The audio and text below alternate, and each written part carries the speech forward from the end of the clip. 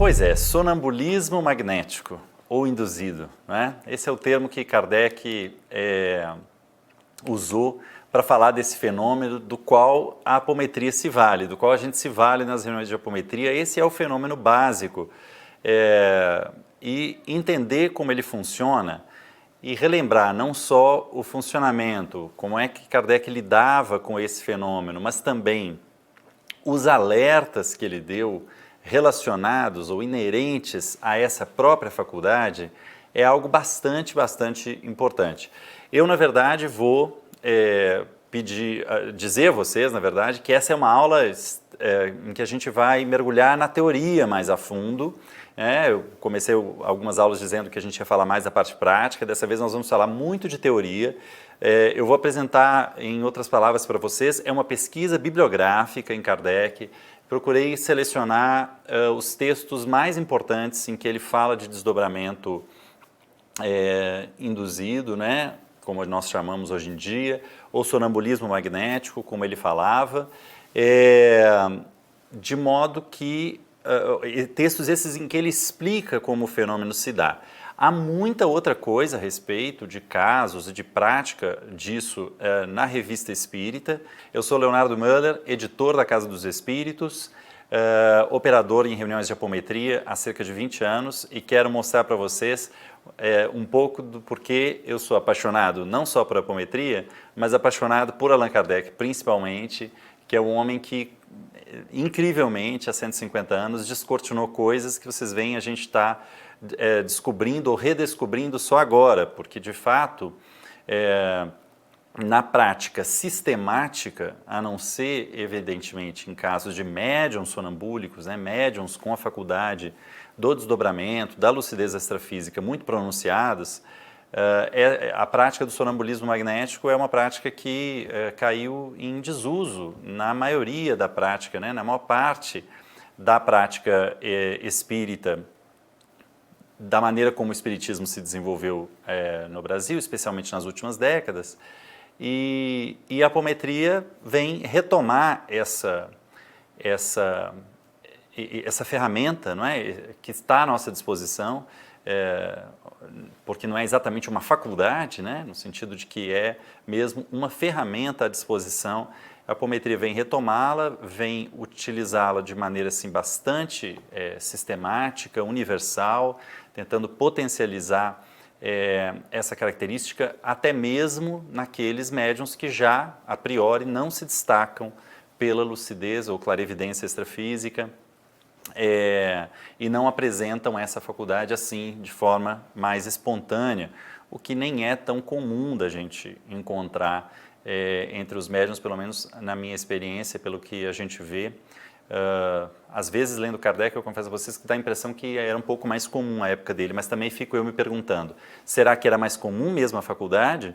Ou será que o fato de eles estudarem muito mais magnetismo e haver muito mais magnetizadores à época de Kardec fazia com que eles pudessem recorrer ao sonambulismo com mais frequência? Porque o fenômeno é tratado de forma normal nas obras, assim, de forma muito trivial, eu diria até. Então, chega de lero-lero, eu quero começar para vocês mostrando textos, desde a conceituação do fenômeno, até, como eu disse, alertas, destaques que Kardec faz a respeito. Eu vou me aprofundar bastante em Kardec, e eu mais tarde comento com vocês o que quero apresentar com relação às obras de Chico Xavier, como é esse nosso tema, ok?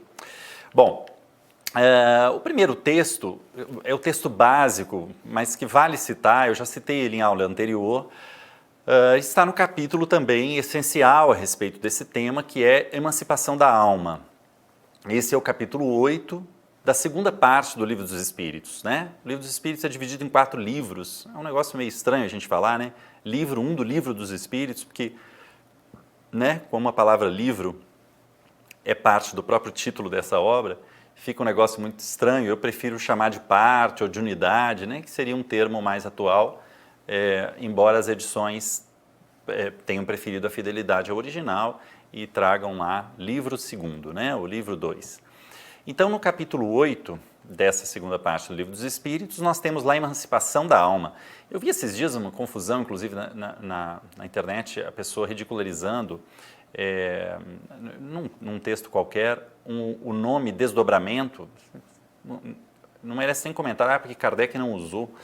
Bom, além de ser um nome usado nas obras de Chico Xavier, nos domínios da mediunidade, mecanismos da mediunidade, a gente vê isso muito claramente, né, as duas de André Luiz. O ponto é que a emancipação da alma é um conjunto de fenômenos que Kardec estuda nesse capítulo, né? Sono e sonhos é um pouco do que ele fala também de sonambulismo, mas do natural, né? Que seria o mesmo desdobramento que a gente geralmente faz ou tem durante o sono, né? Uma coisa além do sonho, mas também que pode acontecer no contexto de uma reunião mediúnica, mas ele fala também desse sonambulismo provocado, sonambulismo magnético, não é? Como um dos fenômenos, e ainda analisa êxtase, dupla vista e outros fenômenos mais, todos relacionados a esse tema. Então é um conjunto de coisas que ele nomeia, como eu disse, emancipação da alma. E aí essa a questão fundamental, em que primeiro a gente começa falando, é a questão 425, né? O Livro dos Espíritos é enumerado do início ao fim, itens progressivos, então é muito fácil a gente localizar trechos nessa obra. A questão 425 é justamente a primeira que trata do sonambulismo especialmente. Então, eu vou usar muito esse termo sonambulismo, eu repito, é o que a gente habitualmente chama de desdobramento, há quem chame também de projeção da consciência, né? Então, fiquem à vontade para a terminologia. Eu gosto até desse termo sonambulismo, né? A gente lembrar Kardec. Entendo que tenha caído em desuso porque a gente se confunde com aquelas pessoas que saem, não é? Aquele fenômeno de natureza, né, de ordem psiquiátrica, eu acho, né? Em que a pessoa, durante o sono, se movimenta, caminha, depois não se lembra, né? Caminha pela casa, tem aquelas histórias engraçadas, uma coisa com a qual se faz piada, né? Que a pessoa vai na geladeira buscar comida à noite. Então, absolutamente nada tem a ver com isso, absolutamente nada tem a ver com esse sonambulismo. É o que a gente remete a essa última ideia que eu mencionei quando usa esse termo. Então, esqueçam essa ideia. Eu imagino mesmo que tenha sido por isso que nós adotamos a terminologia desdobramento, né? Desdobramento espiritual, desdobramento da consciência ou projeção da consciência, como eu falei. Pois bem, a pergunta que Kardec faz aos espíritos nesse item 425 é a seguinte: o sonambulismo natural tem alguma relação com os sonhos? Como explicá-lo? E os espíritos então respondem que é um estado de independência da alma, mais completo que no sonho, estado em que as suas faculdades ficam mais desenvolvidas. A alma tem percepções de que não dispõe no sonho, que é um estado de sonambulismo imperfeito. Então percebam claramente que ele estabelece uma gradação, não é? O sonambulismo é uma espécie de sonho mais profundo. Continuam os espíritos. No sonambulismo, o espírito está na posse plena de si mesmo. Então é muito interessante porque a gente consegue compreender direitinho como a apometria vê esse fenômeno, que é, não é, o espírito atuando na dimensão extrafísica, casualmente, assim vamos dizer, estando ele encarnado. Né? No sentido de que, projetado numa dimensão extrafísica, o espírito pode se movimentar, claro, né, de posse do perispírito, que a gente desdobra efetivamente é o perispírito, e ele pode ali se movimentar numa plenitude de consciência muito maior do que quando está em vigília propriamente, né? Porque em vigília a gente conhece uma personalidade, uma faceta daquele espírito, enquanto o espírito no sonambulismo, né, nesse fenômeno, está, como diz Kardec, ou os espíritos, né, como anota Kardec da psicografia dos espíritos, a falange do Espírito Verdade, o espírito está na posse plena de si mesmo. Isso, eu repito, está no item 425 do Livro dos Espíritos. Bom, mais adiante no Livro dos Espíritos, pertinho ali dessa questão lida por mim, nós temos um item que, né, a gente costuma dizer assim, o Livro dos Espíritos tem 1019 perguntas. Eu sempre corrijo, né, se a gente quiser ser preciso, não tem. Tem muito mais do que isso, porque vários dos itens se desdobram em mais de uma pergunta, e há itens também entre esses que não são na forma de pergunta e resposta, são textos né, em prosa. Um deles é esse, resumo teórico do sonambulismo, do êxtase e da dupla vista, que encerra esse capítulo 8 a que eu me referi, né, o capítulo Emancipação da Alma, em O Livro dos Espíritos, a obra fundadora do Espiritismo. Esse resumo teórico é um texto relativamente grande para o padrão do Livro dos Espíritos, e todo ele está no item 455 do livro. E no início já desse item, nós lemos lá: os fenômenos do sonambulismo natural se produzem espontaneamente e independem de qualquer causa exterior conhecida. Mas em certas pessoas dotadas de organização especial, podem ser provocados artificialmente pela ação do agente magnético. O estado designado pelo nome de sonambulismo magnético só difere do sonambulismo natural pelo fato de ser provocado, enquanto o outro é espontâneo. Repito o seu item 455. Então você vê ainda que Kardec fala das pessoas dotadas de uma organização especial, né? José Lacerda de Azevedo é taxativo, que todo mundo desdobra, até pacientes oligofrênicos e tal, a gente pode ler isso lá na primeira lei da apometria, é o que as pesquisas dele mostraram. Mas é preciso fazer a distinção de que enquanto Lacerda falava, a ele interessava todo mundo, não só médiuns, mas também consulentes que podem ser tratados, porque né, o protocolo apométrico prevê o desdobramento tanto da equipe de médiuns quanto do consulente. Kardec aqui enfocava a possibilidade de um trabalho produtivo através da mediunidade com sonambulismo magnético, por isso dotados de uma organização especial, sem dúvida, ou seja, com proveito para a questão mediúnica. É assim que eu entendo essa distinção, porque me parece claro que Kardec, se queria uma atuação mediúnica do médium, ou melhor, do animista, né, do paranormal em estado sonambúlico, se ele não tivesse lucidez alguma, se ele não tivesse clarividência alguma extrafísica, não era, enfim, não é proveitoso, não é produtivo, né, para fins de uma reunião mediúnica. E é nessa toada que Kardec continua analisando um pouquinho mais, ainda nesse mesmo item, falando justamente desse ponto, clarividência e lucidez. Reparem o que ele diz mais adiante nesse mesmo item 455. O poder da lucidez sonambúlica não é indefinido. O espírito, mesmo quando completamente livre, esse indefinido, valia a pena consultar o original francês, porque me parece que o que ele quer dizer é que o poder da lucidez sonambúlica não é ilimitado, não é irrestrito. Acho que é isso mesmo que talvez indefinido não seja a tradução mais adequada, porque vejam, recomeço a frase em seguida. O espírito, mesmo quando completamente livre, é limitado em suas faculdades e conhecimentos, segundo o grau de perfeição que haja alcançado. E é mais limitado ainda quando ligado à matéria, da qual sofre a influência. Essa é a causa pela qual a clarividência sonambúlica não é universal nem infalível. No estado de desprendimento em que se acha, o espírito do sonâmbulo entra mais facilmente em comunicação com os outros espíritos encarnados ou não encarnados. E aí eu suprimi um pequeno trecho e Kardec continuou. O sonâmbulo não tem, portanto, necessidade de que o pensamento seja articulado por meio da palavra. Ele o sente e o adivinha. É o que o torna eminentemente impressionável e acessível às influências da atmosfera moral que o envolve. Então, reparem, tem bastante coisa aí para a gente analisar.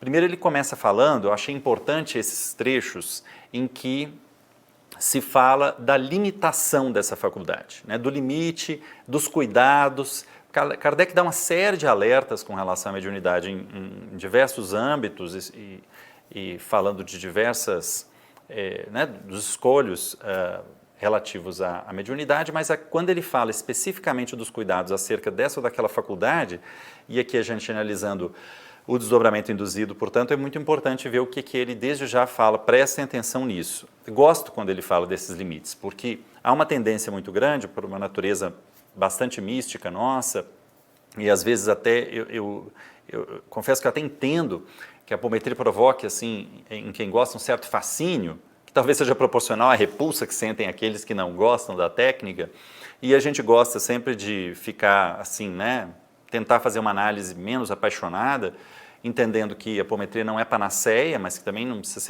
deve ser rejeitada, nem mesmo por aqueles que usam o seu nome, né, de uma maneira inadequada, inadvertida, porque isso acontece com o próprio espiritismo, inclusive, né? Então não é por aí, mas se a gente fizer uma análise desapaixonada, a gente vai entender que não é uma panaceia, ou seja, não é uma varinha de condão para resolver tudo, e tem esse mérito tremendo, entre tantos, de retomar o uso desse expediente do sonambulismo, né, de trabalhar com médiuns em estado de desdobramento na reunião, mas a gente precisa ficar bem atento, porque isso não quer dizer que a lucidez sonambúlica seja ilimitada, né? Então, quais são os dois pontos a gente relembra que Kardec levanta? O primeiro, o mesmo limite que a gente encontra, inclusive, em desencarnados. Ou seja, o espírito é limitado em faculdades e conhecimentos, segundo o grau de perfeição que haja alcançado. É o mesmo cuidado que a gente tem com o espírito, certo? Se tem com o desencarnado, por que não haveria de ter com o encarnado? Então, a maneira como a pessoa vai enxergar as coisas estando em desdobramento está extremamente ligado aos seus conhecimentos, não é? Aquilo que Kardec chama de grau de perfeição, que convencionou-se hoje em dia no espiritismo se chama mais de evolução e tal, são termos assim, né, um pouco podem estar sujeitos a uma crítica, né? Mas enfim, aspectos relacionados mesmo à inteligência, à perspicácia, não é? A capacidade de entender como é que as coisas funcionam na dimensão extrafísica. Isso é muito importante. Então, esse é um aspecto que Kardec fala. O outro limite é inerente ao próprio fato de que, ainda que o espírito esteja desdobrado, ainda que ele esteja mergulhado, portanto, na realidade do astral, ele está sob a influência da matéria, porque ele permanece ligado à matéria, ligado ao corpo físico, pelo cordão de prata, né? O laço esse que Kardec não nomeia dessa maneira, mas ele fala claramente, ele chama o tempo inteiro de laço fluídico, né? Que liga a pessoa ao corpo físico. Ora, então, nós temos esses dois aspectos concorrendo para atenuar as percepções e a lucidez, em alguma medida, que pode ser maior ou menor, mas certamente agirão sobre o médium em desdobramento. A limitação dos seus conhecimentos e do seu crescimento moral, assim vamos dizer, da perfeição, do grau de perfeição, como diz Kardec, e, de outro lado, o fato de que ele permanece ligado à matéria. Então, ela não é universal nem infalível. É muito importante levar isso em conta para a gente não entrar naquela de achar que tudo que o médium em desdobramento percebe, pronto, é assim, é a realidade.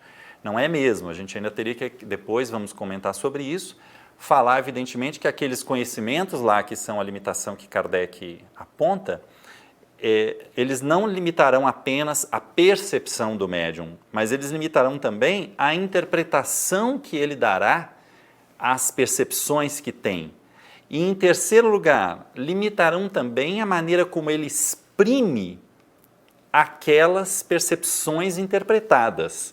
Então, vejam, se a gente for desdobrar isso, e eu estou me baseando bastante no livro Consciência, em Mediunidade, você precisa saber o que está fazendo, livro do espírito Joseph Kleber, psicografado por Robson Pinheiro, lá no capítulo Percepção versus Interpretação Mediúnica, Joseph se dedica a analisar essas questões e perceber, nos dar a perceber de que o repertório do médium será fundamental não só para que ele perceba a realidade ao seu redor, mas para que ele interprete adequadamente e, claro, depois expresse com a máxima clareza e fidelidade ao que percebeu. Tudo isso vai demandar do médium um cabedal de conhecimentos. Então, é evidente que não basta boa intenção de modo algum e não é nós estamos aqui sim a sublinhar a importância da instrução e de como é importante que o médium se esclareça, não é? Emmanuel, lá pelas tantas, é famosa essa recomendação que ele dá a Chico Xavier em certa altura, dizendo ao Chico, leia de tudo, nós precisamos de repertório, já fiz referência a essa fala de Emmanuel, né? Esse aspecto do conhecimento também está claro naquele, né, chamado mandamento espírita, né? Amai-vos e instruí-vos, né? Ele não deu gradação de que uma coisa é mais importante que a outra, não é? Embora a ordem do amar, na ordem amar esteja primeiro, mas não há ali uma gradação de importância, não é? Os espíritos nos mandam, né? Os espíritos orientam que nos instruamos para o trabalho com eles. Não é, há uma tendência, a meu ver, de parte dos adeptos a menosprezar o conhecimento como se, não, a gente resolve as coisas com a fé, com o amor, com a ação dos espíritos, e não é bem assim. Isso fica claro nesse texto em Kardec, e no que tange à lucidez extrafísica, esse ponto é realmente bastante importante, né? Falava então, eu li para vocês o trecho do Livro dos Espíritos, como já mencionei, lá no resumo teórico sobre sonambulismo, êxtase e dupla vista, que é o item 455. Agora eu vou passar para o Livro dos Médiuns, né? O Livro dos Médiuns, eu gosto sempre de usar os nomes completos das obras de Kardec, né? Que as próprias editoras não usam na capa, e relegaram os subtítulos ou parte dos títulos, quando muito a folha de rosto, em algumas edições nem isso, que é um vexame, eu acho mesmo, mutilar o próprio título da obra, porque Kardec, com toda a sua... Kardec não desperdiçava a palavra, ele usava as coisas muito corretamente, não é? E o Livro dos Médiuns mostra, entre outras coisas, o quanto que já no título, para Kardec, a evocação era a técnica básica de trabalho, técnica cercada em tabu na prática do meio espírita, em parte, inclusive, pelo próprio Espírito Emmanuel, que eu citava há pouco, né, no livro Consolador, desaconselha expressamente essa prática, o que é muito curioso, sendo que era o padrão do trabalho kardeciano. Ele dedica um capítulo do Livro dos Médiuns a isso. Esse é um outro assunto, um parêntese que eu faço, mas o nome do Livro dos Médiuns é o Livro dos Médiuns, ou Guia dos Médiuns e dos Evocadores, deixando claro, portanto, que Kardec, quem não era médium numa reunião, era evocador, né?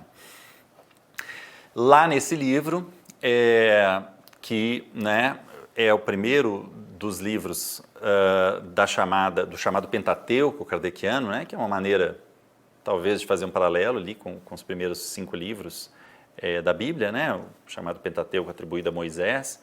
Há uma ideia assim desses 5 livros, uma maneira de nomear esses 5 livros principais de Kardec. Ele tinha publicado um manual prático, né, instruções práticas sobre as manifestações espíritas, logo depois do Livro dos Espíritos, porque as curiosidades a respeito eram muitas, mas aí em seguida ele já em 1861, publica o Livro dos Médiuns, suspende a publicação daquela outra obra, que hoje está disponível em português pela editora Clarim, primeiramente, mais recentemente pela FEB. Nós podemos conhecer o valor histórico dessa obra, mas aí ele entende que no Livro dos Médiuns está uma questão mais completa a respeito da prática ou da ciência espírita, né? Então, no capítulo 14 deste livro, nós temos o capítulo chamado Médiuns. Aliás, é preciso dizer que no Livro dos Médiuns ele é dividido em 2 partes, a primeira é bem pequena e a segunda é o restante do livro, então, infelizmente, a numeração de capítulos recomeça na segunda parte. Então, quando eu falo capítulo 14, eu quero dizer capítulo 14 da segunda parte. E dentro desse capítulo Médiuns, que é bastante grande, nós temos lá no item 172, o Livro dos Médiuns também tem esse benefício de ser numerado em itens contínuos, né, de um em diante, desde o início da obra até o fim. Então é fácil localizar um trecho nesse livro. É pena que nem toda obra de Kardec tem essa característica, mas esses 2 primeiros livros têm, o Livro dos Espíritos e dos Médiuns.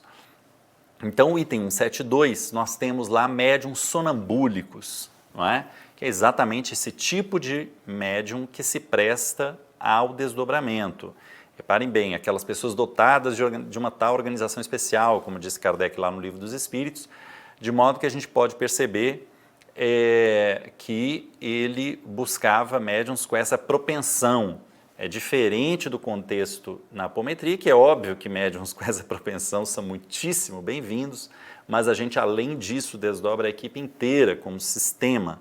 E aí nós vamos poder perceber, claro, aqueles com maior ou menor propensão à clareza, à lucidez, à clarividência extrafísica, ainda que, seja preciso dizer, todas as faculdades mediúnicas, Lacerda já alerta para isso, e isso eu pude averiguar na minha experiência, porque há médiuns que eu acompanho há 20 anos, desde que eu coordeno reuniões mediúnicas, todos os médiuns tiveram, num termo que nós diríamos hoje em dia, um upgrade na sua faculdade mediúnica. Todos se tornaram mais produtivos e todos tiveram a sua faculdade mediúnica acentuada, não é? É como se as percepções realmente todas se tornassem mais vivazes, contrastadas. O sonambulismo permite isso ser adotado com todo mundo. Mas Kardec aqui vai, nesse texto que eu seleciono para você, se ater aos médiuns com essa predisposição mais intensa. Ele começa explicando então, né, a teoria dessa coisa da seguinte forma, como eu disse no item 172. O sonambulismo pode ser considerado como uma variedade da faculdade mediúnica, ou melhor, são duas ordens de fenômenos que frequentemente se acham reunidos. A clareza de Kardec é uma delícia quando ele distingue as coisas. Reparemos. Continua ele. O sonâmbulo age sob a influência do seu próprio espírito.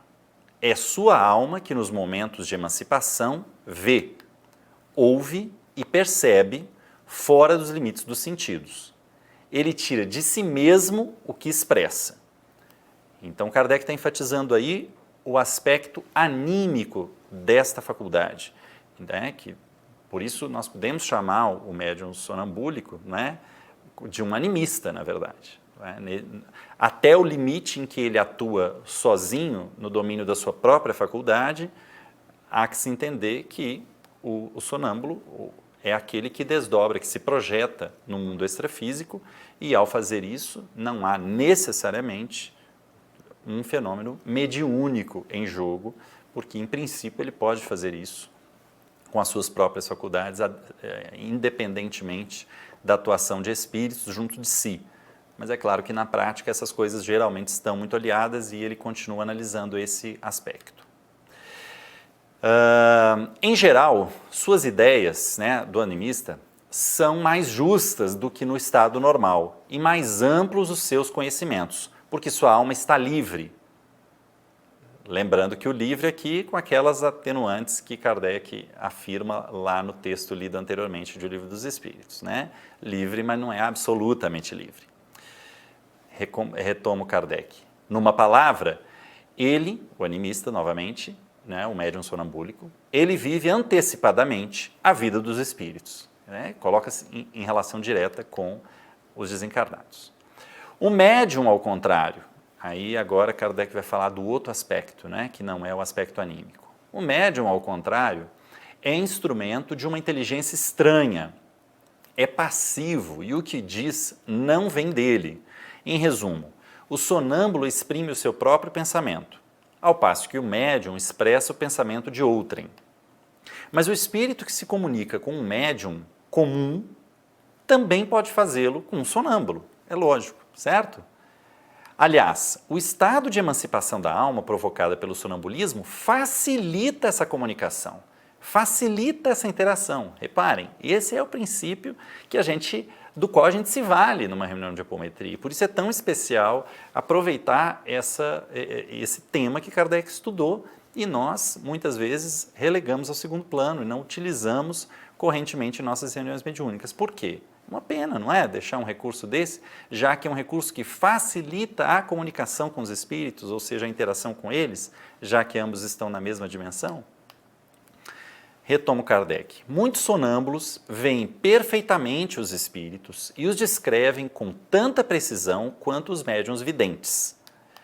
Podem conversar com eles e transmitir-nos o seu pensamento. O que dizem fora do âmbito de seus conhecimentos pessoais, quase sempre lhes é sugerido por outros espíritos. Então aí a gente vê nitidamente nessa frase o fator anímico, né, ou a faculdade de natureza estritamente anímica e a faculdade mediúnica sendo, né, agindo em conjunto, né, com essa separação que por vezes é apenas didática. Aqui está um exemplo notável em que a dupla ação do espírito e do sonâmbulo e do outro espírito se revela de modo inequívoco. Kardec vai dar um exemplo. Agora já entramos no item 173 do Livro dos Médiuns. Um de nossos amigos utilizava como sonâmbulo um rapaz de 14 a 15 anos, de inteligência muito vulgar e instrução extremamente precária, né? Muito vulgar, ou seja, muito comum, né? E instrução precária, então ele não tinha predicados aí no campo da intelectualidade. Entretanto, no estado de sonambulismo, deu provas de lucidez extraordinária e de grande perspicácia, esse sonâmbulo de 14 ou 15 anos. Distinguia-se principalmente no tratamento das enfermidades, tendo feito grande número de curas consideradas impossíveis. Certo dia, dando consulta a um doente, descreveu a moléstia com exatidão. Não basta, disseram-lhe, agora é preciso que indiques o remédio. Então, não basta o diagnóstico descrito com exatidão, né? É preciso prescrever o tratamento. Entretanto, nessa hora, o médium sonambúlico respondeu, aquele rapaz, não posso, respondeu, meu anjo doutor não está aqui. Quem é esse anjo doutor de quem falas? Continuou o diálogo reproduzido por Kardec. Responde o animista, ou o médium sonambúlico, o que dita os remédios. O evocador pergunta outra vez, então não és tu que vês os remédios? Oh não, eu já não disse que é o meu anjo doutor quem os indica?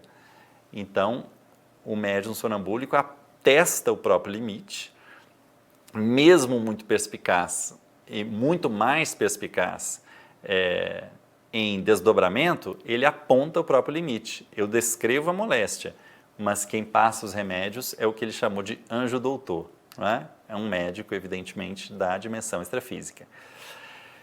Kardec continua sua análise.